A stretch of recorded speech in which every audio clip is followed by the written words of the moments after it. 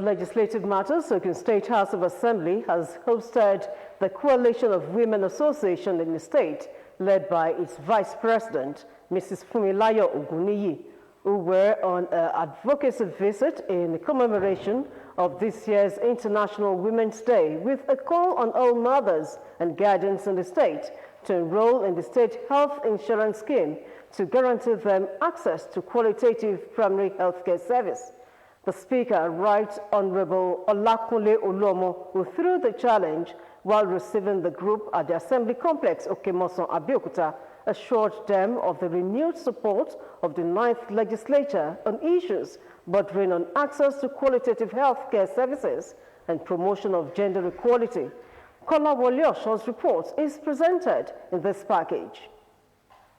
Playing host to the Coalition of Women Association in the state, led by its Vice President, Mrs. Fumilayo Oguniyi, who were on an advocacy visit in commemoration of this year's International Women's Day, Speaker Olakunle Oluomo noted that the Assembly, since its inception, had always been realigning the annual budget of the state to give more priority to the health sector, especially the primary health care, owing to its importance to the grassroots people.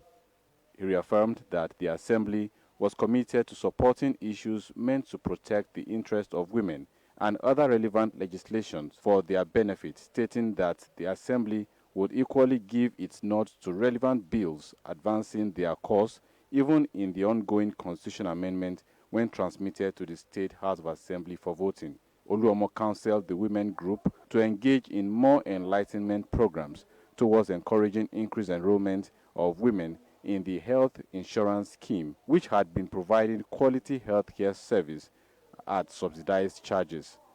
Let all of us take it upon ourselves to register for the health insurance scheme. The advantage is very great. I think it's just 12,000 naira per annum. You can see the advantage. A woman gave birth to cesarean section sometimes last week. And because she has registered and has a card, you don't pay a dime at the hospital. Well, we will impress it on the governor to buy those motor vehicles they are talking about, because it's going to be to the advantage of all of us. And it will bring child-birth mortality rates to the lower level.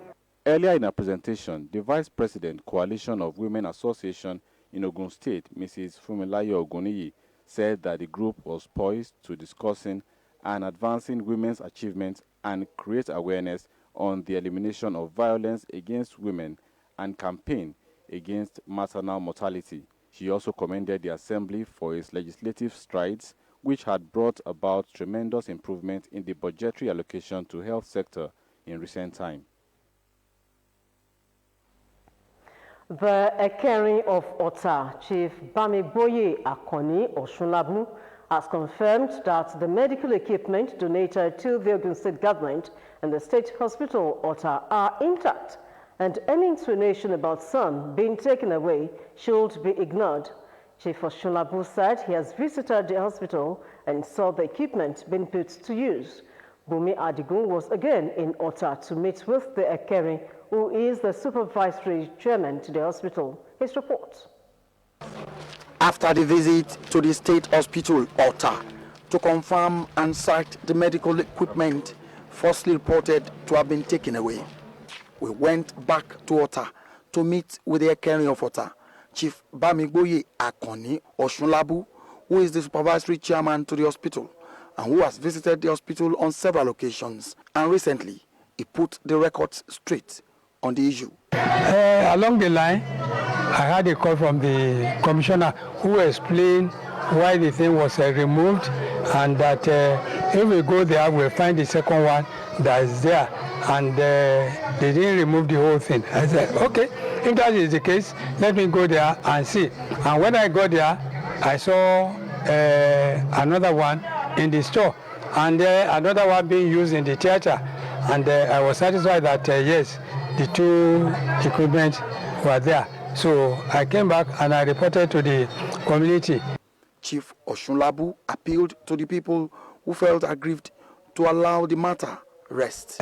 I want to appeal to my people because everybody is being agitated, and they were not happy about the whole thing. And as I've said, I wouldn't like the whole thing to generate to, serious thing that will disturb the governor. I know the governor has been very kind to Ota people. The first contract, road construction he did when he became the governor was at Ota, and we are very happy. The road is still there, very solid standard road. We are very happy that he did that to Ota. If he doesn't like Ota, he wouldn't have done that. So I want to appeal to my people that the machine is there, the equipment is there now, and one is being used already. So there shouldn't be any problem again.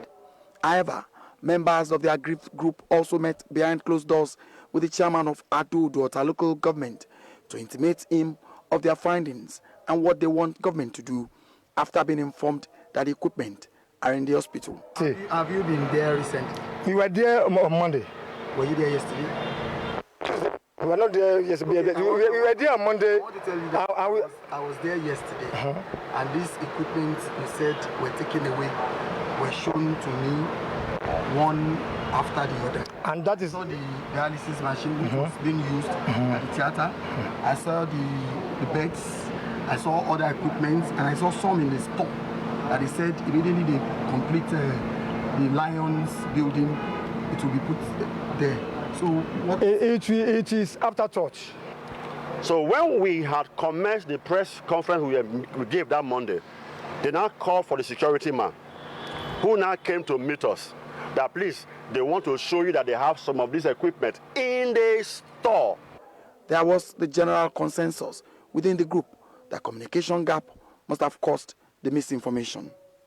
Bumi Adigun, OGTV News.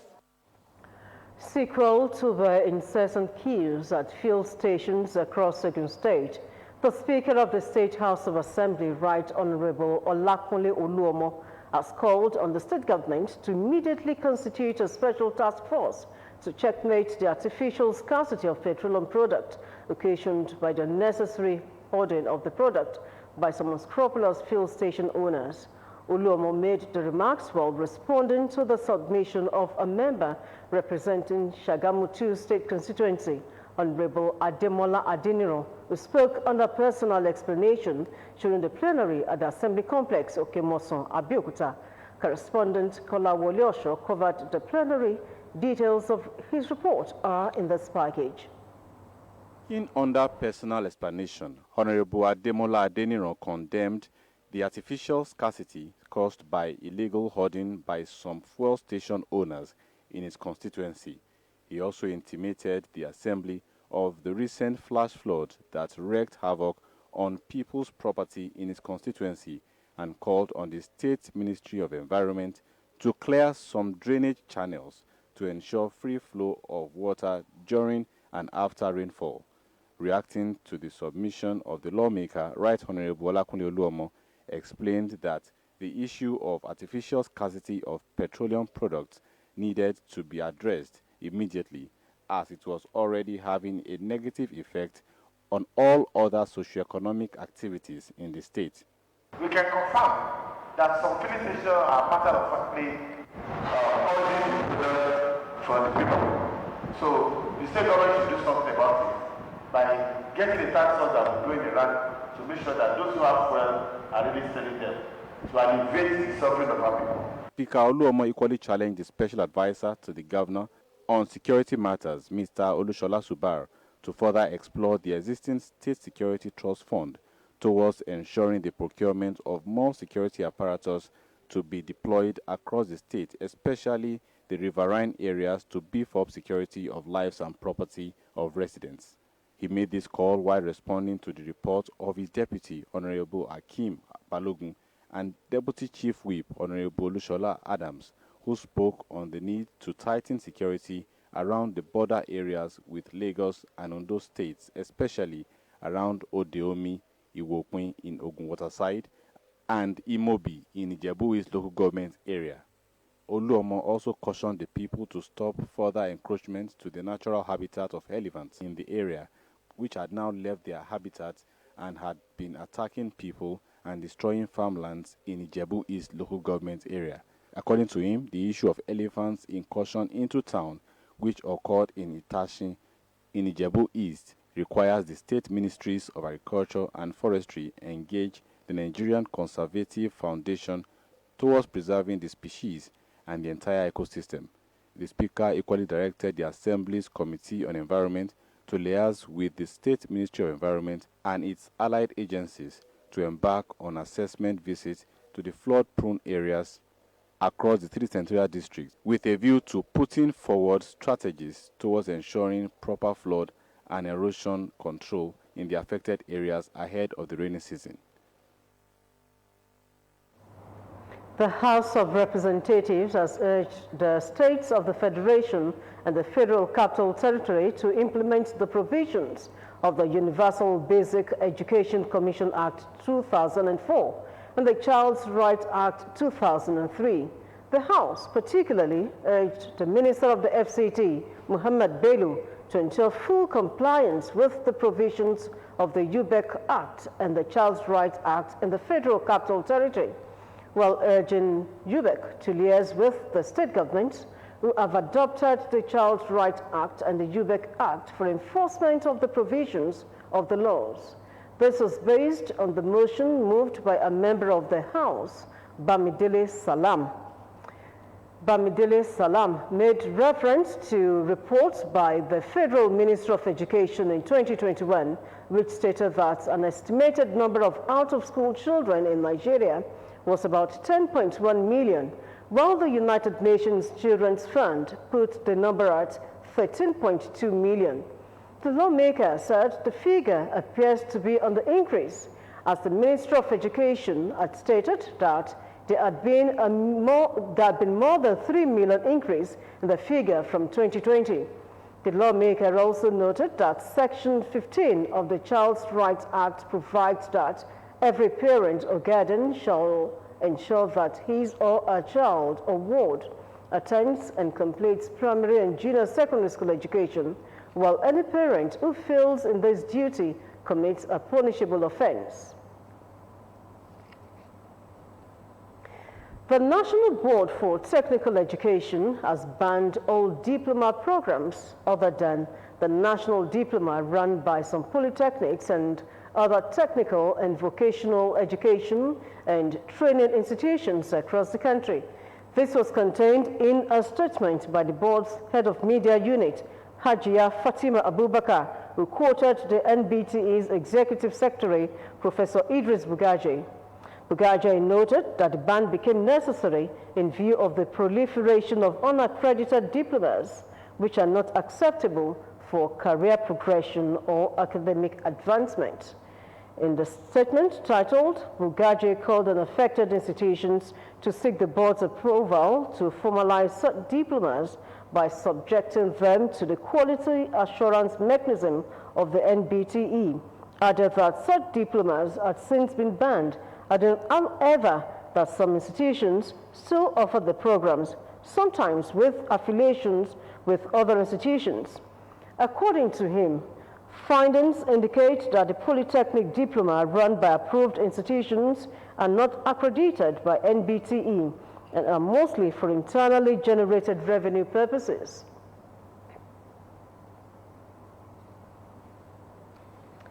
Coming up, federal government working on new trade policy with Ukraine. We will bring you the details of this and more after the news. $120 million have been estimated as development costs for the entire value chain of sugarcane production projected to be cultivated on 10,000 hectares of land in Nigeria. The Minister of Industry, Trade and Investment, Adeniyi Adebayo, revealed this at the State House weekly briefing. The minister explained that the Federal Executive Council approved the implementation of Nigeria's Sugar Master Plan as a government strategic roadmap to facilitate self-sufficiency in sugar production.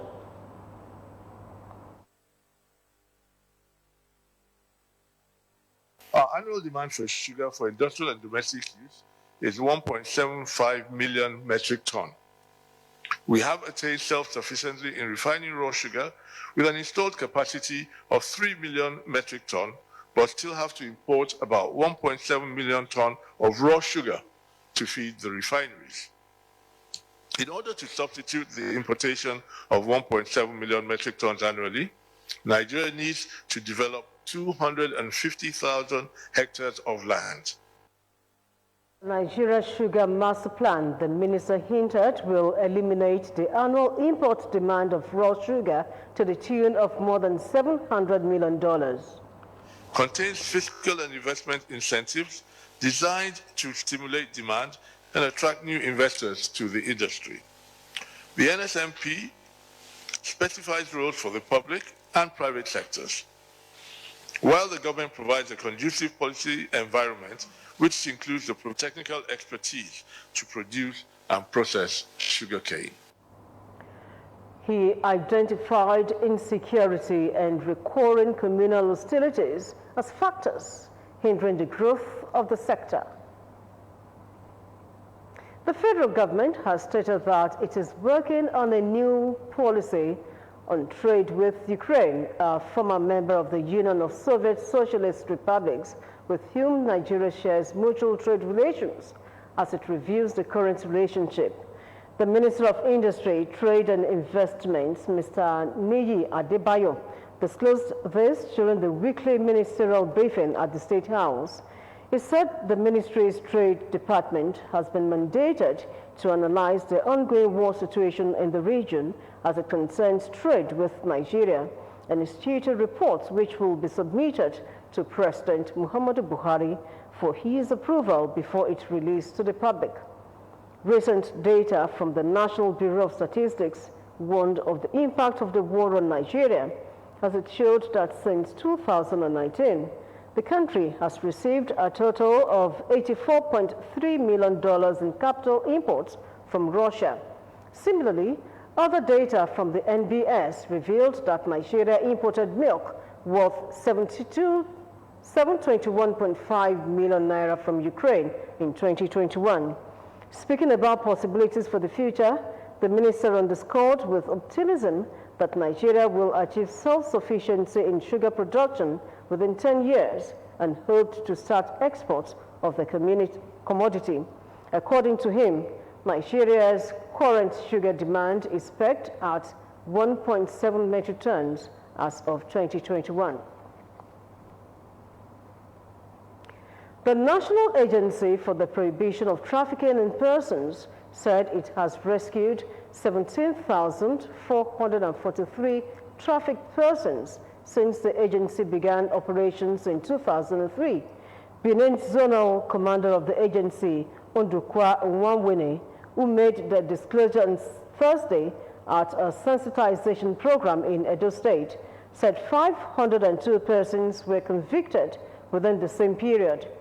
He said the advocacy program, which would be carried out in 2 other communities in Edo, was in collaboration with the lawmaker representing Bekwara, Obudu, Obanluku Federal Constituency of Cross River State, Mr. Lego Diago. Nwanwene said the essence of the advocacy was to seek the collaboration of traditional institutions to combat the scourge of human trafficking in the state and across the country. He said the traffickers always come under the guise of helping the victims to seek better opportunities abroad. The Minister of Justice and other judicial organs are working to stem the tides of conflicting judgments in Nigeria's judicial system. The Attorney General and Minister of Justice, Abubakar Malami, gave assurance while declaring open the 2021 media conference organized by the National Association of Judiciary Correspondents in Abuja. One issue that gave the judiciary a bad image in the year 2021 was the conflicting judgment delivered by some judges across the country on political matters. Though the judges involved were interrogated and made to face panels, the Attorney General and Minister of Justice said the trend has been checked. Tide of conflicting judgments and imploring due diligence in judicial process. Our struggles in the fee and the ID case symbolize the due diligence policy of the federal government. The 2023 general elections approach, the trend, if allowed, will undermine integrity of the conduct of the elections. It charged the media to stop character assassination of personalities, hate speech, and fake news as currently being championed by some journalists in the country. Will be taken aback that Malami, that was claimed to have resigned as Attorney General of the Federation, a Minister of Justice, was still seen in office discharging his functions, including attending to the Federal Executive Council meeting yesterday. The media conference had in attendance people all over the organs of the judiciary system. The National Judicial Council, NJC, has issued warning letters to 2 judges for alleged unethical conduct in the discharge of their duties. The judges are Justice Mawiya Baba Idris, High Court of the Federal Capital Territory, Abuja, and Justice M.M. Laden, High Court of Kaduna State. Justice Idris was additionally placed on the Council's watch list for a year. Mr. Soji Oye, Director of Information of the Council, in a statement said Justice Idris of the High Court of the Federal Capital Territory, Abuja, was issued a warning letter and placed on Council's watch list for a period of 1 year for signing the writ of possession for execution on the same day it delivered judgment and a suit between Seconds Nigeria Limited versus Now Place Restaurant and Catering Services Limited for the recovery of demised property. The spokesman said the council also resolved to issue a warning letter to Justice Laden, having found merit in the petition written against him in a suit between VTLS Incorporation versus Ahmadu Bello University. According to him, according to the statement, Laden signed the writ of attachment while the Ganeshi Order Nisi was pending. The council also recommended the appointment of 6 heads of courts and 9 judicial officers for the federal and state high courts, Sharia court, and customary court of appeal. Not less than 150 people in Abeokuta South local government area of Ogun State have benefited from the empowerment program by Bukola Olawale Olokpade movement. Margaret Okunlola reports that the wife of the sponsor, Mrs. Yetunde Olokpade, said the initiative was in a bid to boost the economic strength of the masses. Her report. This is the 3rd empowerment program of its kind organized by Bukola Olawale Olokpade movement, an initiative targeted at grassroots development and youth empowerment. Being a former commissioner for youth and sports in Ogun State and an individual burdened with the welfare of his people, the convener of the movement, Honorable Bukola Olawale Olokpade, has given back to the society by donating cash gifts to artisans, business owners, as well as aged men and women. The wife of the sponsor, Mrs. Yetunde Olokpade, emphasized that the gesture is an act of pure humanitarian service. We decided that this movement should come up so that we'll be able to reach more people. The grassroots, the action, came up when we saw the need to take care of people. It's been 3 years and it's been great. So we're moving ahead. It's going to be bigger and better. The gardener welcomed state dignitaries and functionaries who commended the initiative, saying it would provide great relief for the masses. What they are doing here today is very, very impactful. Empowerment is something that you give to your people in order for them to improve their life, not only to feed them, but to feed their whole family. There is no amount that is given out to reduce poverty that will be too small. These are for small or medium scale programs, and some only need just a token to actually cushion whatever they are doing, and this will go a long way in actually looking at how to help the social status of the town and the country at large. The beneficiaries appreciated the gesture. I'm a fashion designer. I will use it to buy materials or one of the machine that I'm using at shop. The chairman of the movement, Alhaji Oladeyinde Seremekun, said more plans are on the way to provide succor to the people, which is the hallmark of the movement. Margaret Okunlola, OGTV News.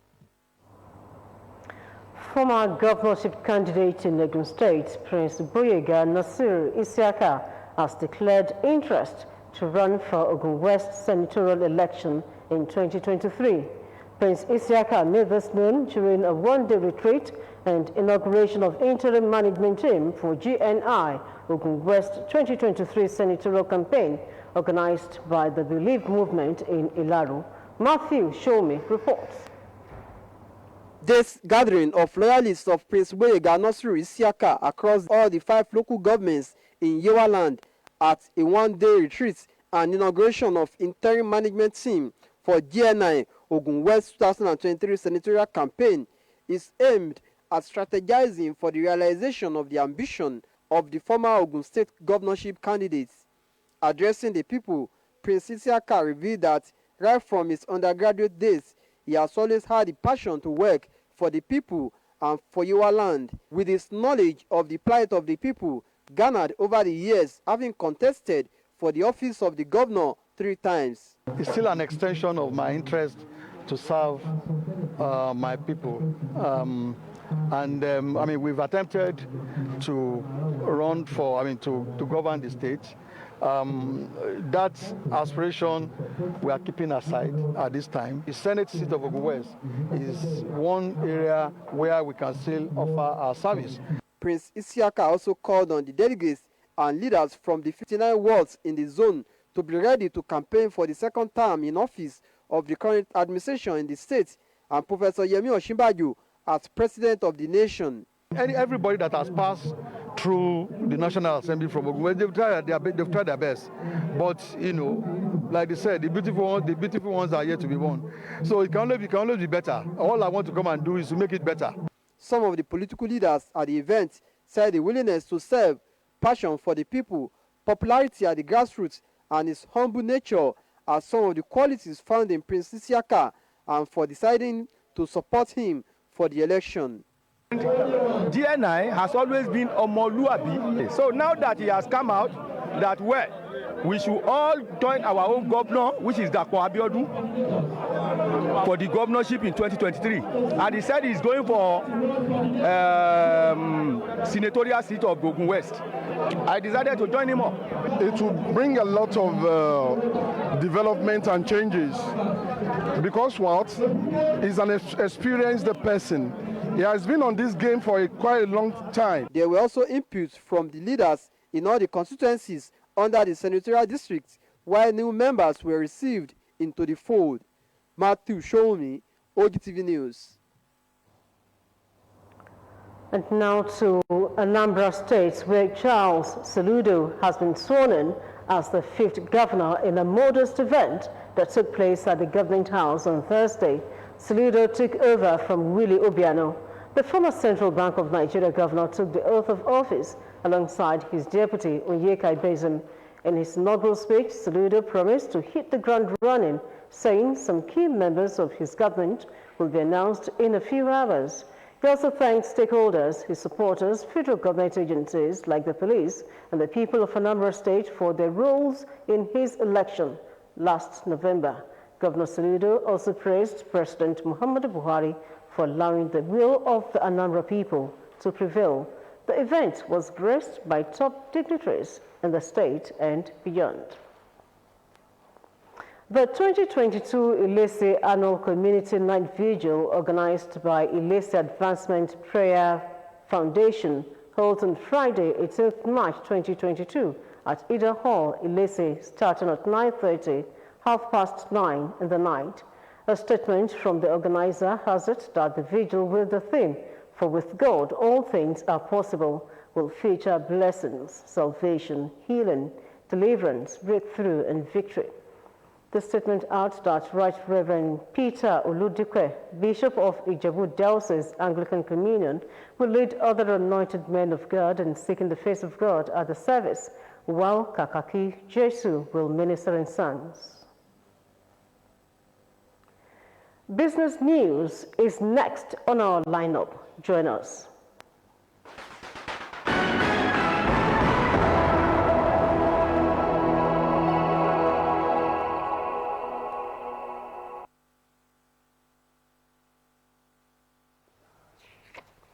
Welcome to the business segment of the news. Nigerians' total public debt as at December 31st, 2021 stood at 39.556 trillion naira.